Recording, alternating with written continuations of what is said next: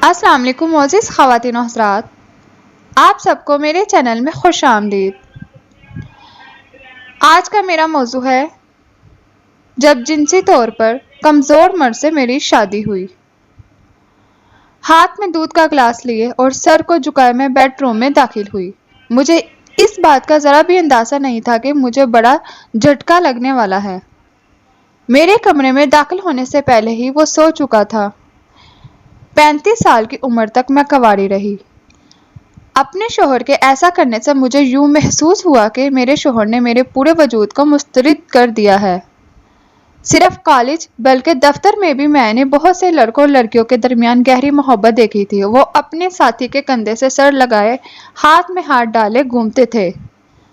اس وقت میں سوچا کرتی تھی کہ کاش میرے ساتھ بھی کوئی ہوتا۔ کیا مجھے ایسے کوئی ساتھی کی تمنا نہیں کرنی چاہیے تھی؟ میرا خاندان بہت بڑا تھا، 4 بھائی، 1 بہن اور بوڑھے والدین۔ اس کے باوجود میں ہمیشہ تنہا محسوس کرتی تھی۔ بڑھتی عمر کے باوجود میں تنہا تھی۔ میرے تمام بہن بھائی شادی شدہ تھے اور ان کا اپنا خاندان تھا۔ کبھی کبھی میں سوچتی تھی کہ کیا وہ میری پرواہ نہیں کرتے ہیں کہ میری عمر بڑھ رہی ہے اور میں اب تک تنہا ہوں۔ میرے دل میں بھی محبت کی خواہش تھی، لیکن وہ تنہائیوں میں گہری تھی۔ کبھی مجھے لگتا کہ یہ صرف میرے موٹاپے کی وجہ سے ہے۔ کیا مرد موٹی لڑکیوں کو ناپسند کرتے ہیں؟ کیا میرے وزن کی وجہ سے میرے گھر کے لوگوں کو رشتہ نہیں مل پا رہا؟ کیا میں ہمیشہ تنہا ہی رہوں گی؟ یہ سوال ہمیشہ میرے ذہن میں گھومتے رہتے۔ بالآخر جب میں 35 سال کی ہوئی تو مجھ سے 40 سال کا ایک شخص شادی کرنے کے لیے سامنے آیا۔ ملاقات کے دوران میں نے اسے اپنے جذبات اور خیالات کے بارے میں بتایا، لیکن اس نے کوئی توجہ نہ دی اور نہ ہی اس کا کوئی جواب دیا۔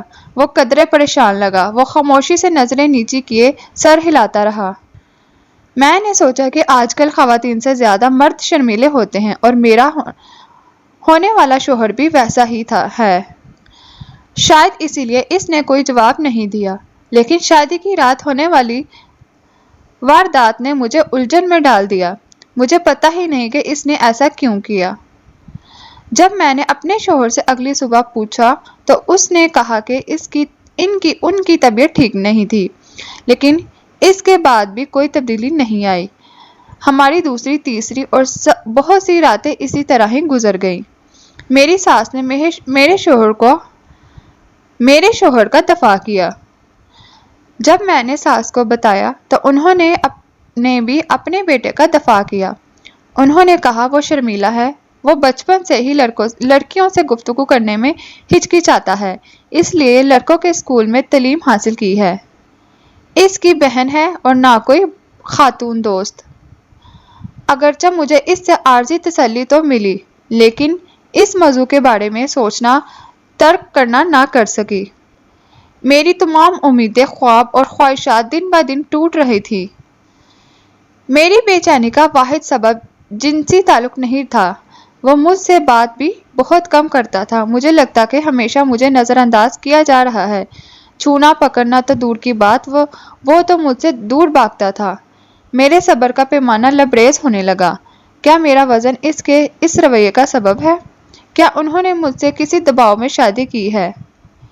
میں نہیں جانتی تھی کہ یہ باتیں کس سے کہوں۔ میں اپنے خاندان والوں سے بات نہیں کر سکتی تھی، کیونکہ سب یہی سوچ رہے تھے کہ میں بہت خوش ہوں، لیکن میرے صبر کا بندھن ٹوٹ رہا تھا۔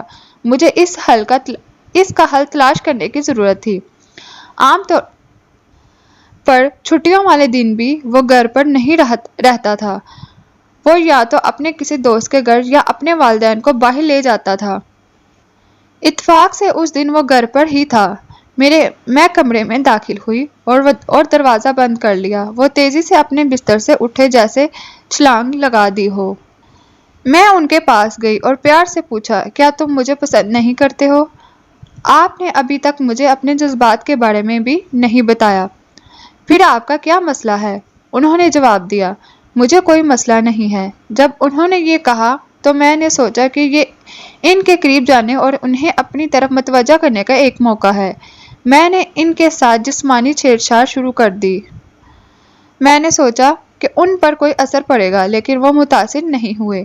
میں اس کے متعلق کس سے بات کروں؟ مجھے اس کا علم نہیں تھا، لیکن یہ بات مجھے پریشان کر رہی تھی کہ جس طرح مرد کسی عورت کی خوبصورتی کا اندازہ لگانا پسند کرتے ہیں، ویسے ہی میں اپنے شوہر کی جسمانی خصوصیات کا تعین کیوں نہیں کر سکتی؟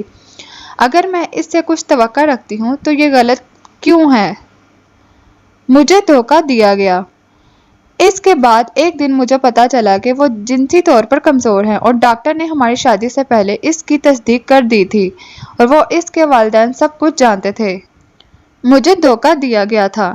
جب میں سچ کے بارے میں جان گئی تو میرے شوہر کو شرمندگی ہوئی، تاہم انہوں نے کبھی اپنی کمزوری تسلیم نہیں کی۔ سماج میں ہمیشہ خواتین کی چھوٹی سے چھوٹی غلطیوں کو بڑھا چڑھا کر پیش کیا جاتا ہے۔ اگر مرد بھی کوئی غلطی کرے تو انگلیاں خواتین کی طرف اٹھتی ہیں۔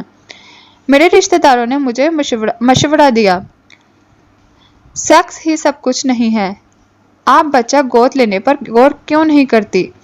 مجھے سسرال والوں نے مجھ سے منت سماج کی کہ اگر لوگوں کو سچ معلوم ہوگا تو یہ ہم سب کے لیے بہت شرمندگی کی بات ہوگی۔ لیکن شوہر کی بات پر دل ٹوٹ گیا تھا۔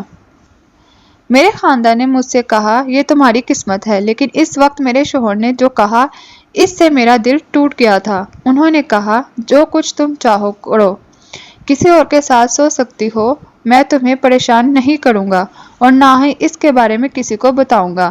اگر اس سے تمہیں بچہ ہو جائے تو اسے میں اپنا نام دینے کے لیے تیار ہوں۔ کسی عورت کو اپنے شوہر کے اس قسم کے خیالات کو نہیں سننا چاہیے۔ وہ بے ایمان تھا اور وہ اپنی اور اپنے خاندان کی عزت کی حفاظت کے لیے یہ کہہ رہا تھا۔ وہ میرے پیروں پر گر کر رونے لگا اور کہا پلیز یہ بات کسی کو نہ بتانا اور نہ مجھے طلاق دینا۔ اس نے جو تجویز دی اس کا تصور بھی نہیں کر سکتی تھی۔ اب میرے سامنے دو ہی راستے تھے، میں اسے چھوڑ دوں یا پھر اسے اپنی زندگی کے ساتھی کے طور پر قبول کروں اور اپنی خواہشات کو قربان کر دوں۔ آخر کار میرے جذبات کی جیت ہوئی۔ میں نے اپنے اس نام نہاد شوہر کو گھر چھوڑ دیا۔ میرے والدین نے مجھے قبول نہیں کیا۔ دوستوں کی مدد سے ایک خواتین ہاسٹل میں جگہ مل گئی۔ جلد ہی مجھے ملازمت مل گئی اور رفتہ رفتہ میری زندگی راہ پر آنے لگی۔ اس دوران میں نے عدالت میں طلاق کی درخواست داخل کر دی۔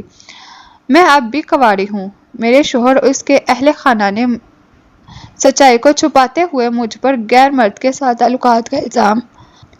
تعلقات کا الزام لگا دیا۔ میں نے اس کے خلاف آواز اٹھائی اور اپنا طبی معائنہ کروایا۔ 3 سال بعد بالآخر مجھے طلاق مل گئی۔ میں نے محسوس کیا کہ میرا دوسرا جنم ہوا ہے۔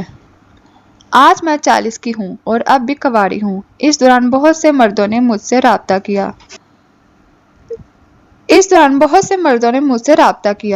ان کا خیال تھا کہ میں نے اپنے شوہر کو اس لیے چھوڑ دیا کیونکہ اس نے مجھے جنسی تسکین حاصل نہیں ہوئی۔ یہ میرے بارے میں غلط تصور تھا۔ میں ایسے مردوں سے دور رہنے کی کوشش کرتی ہوں۔ ان میں سے کوئی بھی مجھ سے شادی نہیں کرنا چاہتا تھا۔ خواتین بھی حساس ہیں۔ میں اپنی خواہشات، خوابوں اور جذبات کو صرف ان کے ساتھ شیئر کرنا چاہتی ہوں جو مجھ سے پیار کریں، میرا خیال رکھیں، میرے جذبات کو سمجھے اور زندگی بھر میرے ساتھ رہنا چاہے۔ میں اس مرد کا انتظار کر رہی ہوں۔ فی الحال میں اپنے دوستوں سے ان کی جنسی زندگی کے بارے میں بات کر کے ہی خوش ہو لیتی ہوں۔ بہرحال ایسے لوگوں کی کمی نہیں جو میرے بارے میں سیکس کے تعلق سے سوچتے ہیں۔ میرا خیال ہے کہ ایسے لوگ خواتین کو بے جان شے سمجھتے ہیں، جبکہ خواتین بھی بہت حساس ہوتی ہیں اور ان میں بھی جذبات ہوتے ہیں۔ اگر یہ ویڈیو آپ لوگوں کو پسند آ گئی ہے تو لائک اینڈ کمنٹ ضرور کر لیجئے۔ شکریہ۔